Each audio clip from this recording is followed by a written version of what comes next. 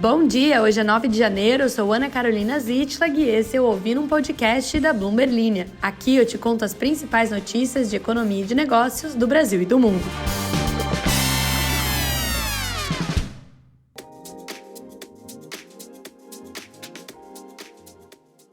Bom dia, queridas e queridos ouvintes, sejam muito bem-vindos a mais uma terça-feira, primeira terça-feira aí em que todo mundo está trabalhando. Se você escutou o episódio ontem, você está percebendo que eu fiz exatamente a mesma introdução, porque a minha criatividade, ela segue zerada neste início de ano. Confesso que já estou surpresa, que é dia 9, quase 10 dias aí de início de ano, e eu ainda não comecei o crossfit que eu prometi na virada que eu ia fazer, que eu ia virar maromba, e já estou quase deixando para 2025, como me foi sugerido hoje. No mais, já que você provavelmente veio aqui não para escutar sobre a minha frustração ao não conseguir iniciar a minha vida saudável de 2024, mas veio para escutar notícias, hoje a gente vai dar uma diversificada aí, porque ontem focamos muito nos Estados Unidos, né? Muitas coisas acontecendo, mas hoje a gente vai falar sobre Venezuela, Coreia do Sul, Coreia do Norte, Israel, Palestina e vamos falar sobre Elon Musk, que ele mesmo tem um PIB aí maior do que muitos países. Inclusive, posso trazer essa informação aqui em algum momento, quantos por cento do mundo que a fortuna pessoal de Elon Musk é maior do que o PIB. E espero que você tenha entendido a construção dessa frase, porque eu falei que nem o Yoda. Se você gosta de notícias e ficar informado, não esqueça de seguir a Bloomberg Linha em todas as redes sociais. Se inscreva aqui no podcast, ative as notificações, mande para os colegas, para os crushes. Se você está chegando hoje, já teve gente que arranjou namorado aqui no podcast, então abre o olho. E depois aí da propagandinha de sempre, a gente começa com as notícias. Em movimento. Os juros sobem, o dólar desce e todas essas variáveis impactam os seus investimentos. Por isso, o Itaú Personalité tem o Ion, a plataforma de investimentos que une inteligência artificial e um time de especialistas que fazem recomendações levando em conta a variável mais importante: você. Pense nisso na hora de investir.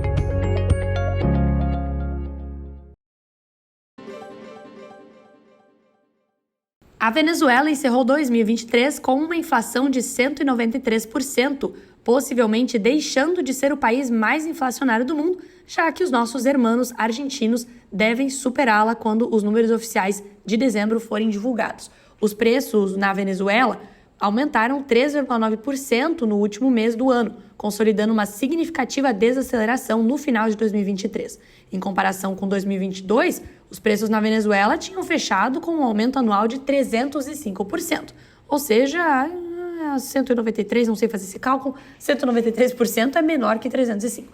Esses números são do Observatório Venezuelano de Finanças, uma entidade privada cujas medições ganharam destaque nos últimos anos devido à falta de transparência nos dados oficiais.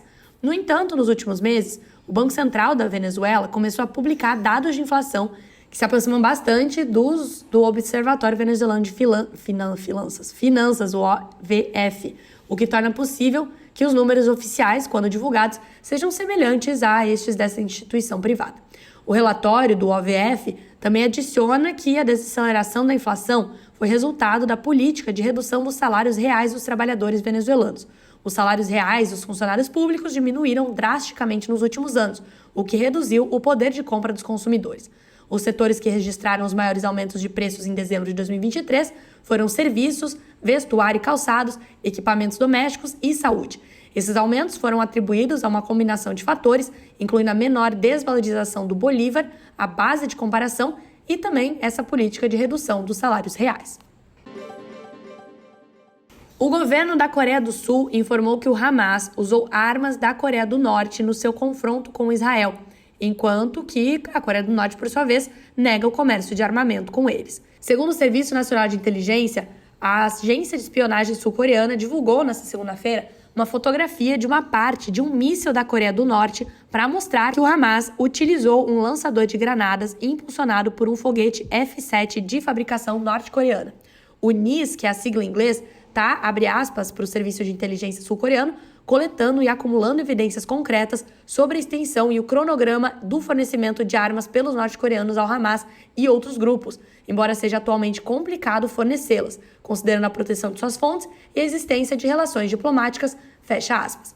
A organização Hamas, designada como terrorista pelos Estados Unidos e pela União Europeia, invadiu Israel em 7 de outubro, matando cerca de 1.200 pessoas. A resposta de Israel foi uma ofensiva na faixa de Gaza, que resultou na morte de mais de 22 mil palestinos, de acordo com o Ministério da Saúde de Gaza, sob o governo do Hamas. Antony Blinken, secretário de Estado dos Estados Unidos, que está visitando o Oriente Médio nessa semana, alertou que o conflito pode facilmente se espalhar por toda a região. A notícia de que o Hamas usou armas da Coreia do Norte foi reportada pela Voice of America na semana passada, com uma imagem mostrando um foguete F-7 com caracteres coreanos gravados nele. O NIS diz que a sua avaliação é a mesma do relatório do Voice of America. A Coreia do Norte negou que o Hamas tenha usado suas armas para atacar Israel, afirmando que é, abre aspas, um rumor falso e infundado, fecha aspas.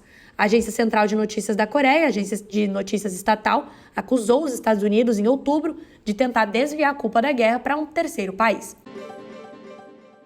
Hoje só tem notícia séria neste podcast, então vai ter uma ausência aí de piadinhas, já que agora vamos falar sobre Elon Musk e sobre como o consumo de drogas por parte dele estaria preocupando executivos e membros do conselho de administração da SpaceX e da Tesla, conforme relatou o jornal norte-americano Wall Street Journal, citando fontes não identificadas que estão familiarizadas com o assunto.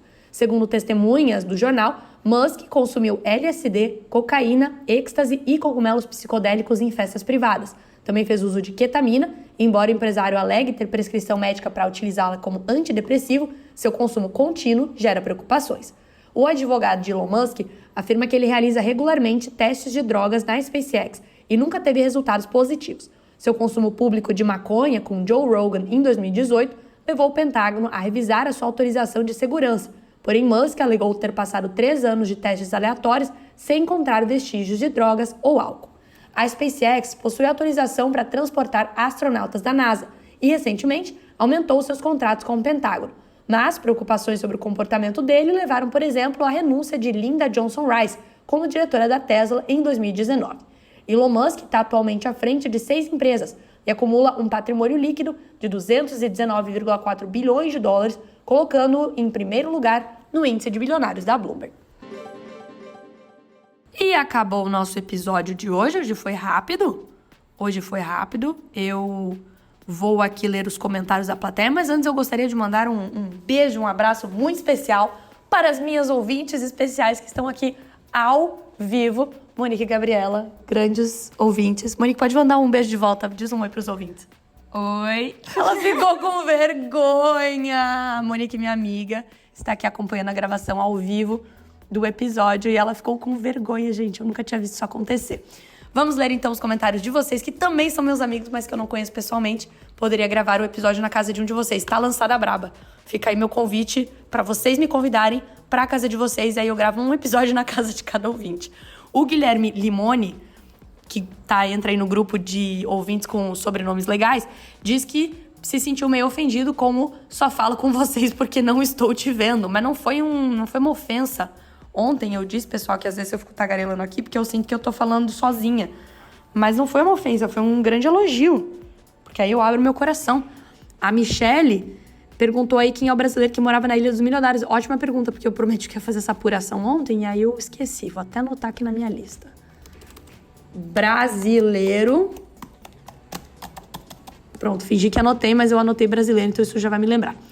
A Marcela diz que muito relatable isso da lista de chamada. Lembro de um ano que tinha o nome Elian. Ficamos surtando para descobrir se era menino ou menina até a pessoa chegar.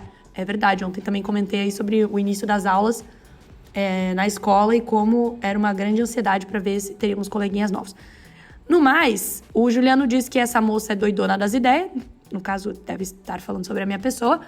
O Nicó disse que não esqueça de procurar saber qual é o bilionário brasileiro que vendeu a casa para Bezos. Nicó, eu esqueci. E a Isadora diz que é o primeiro dia que houve no horário comercial. Acabou o recesso, que te estresa. O Geraldo me dá dicas para rouquidão. Várias dicas aqui. Vou te confessar aí, Geraldo, que provavelmente não vou fazer porque eu tenho um pouco de preguiça. Minha fonoaudióloga aqui não me escute isso. E o João Vitor Batista pediu aí sobre alguma coisa sobre a Argentina. Não falamos sobre a Argentina, falamos sobre Venezuela, mas tivemos ali uma pinceladinha, um spoiler de que a Argentina deve ser o país sul-americano com mais inflação no mundo em 2023. Acabou então? Aí eu consegui passar aqui dos 10 minutos tagarelando com vocês. Grande beijo aí pra todo mundo, especialmente pro papagaio. E até amanhã. Fala tchau, Monique. Tchau!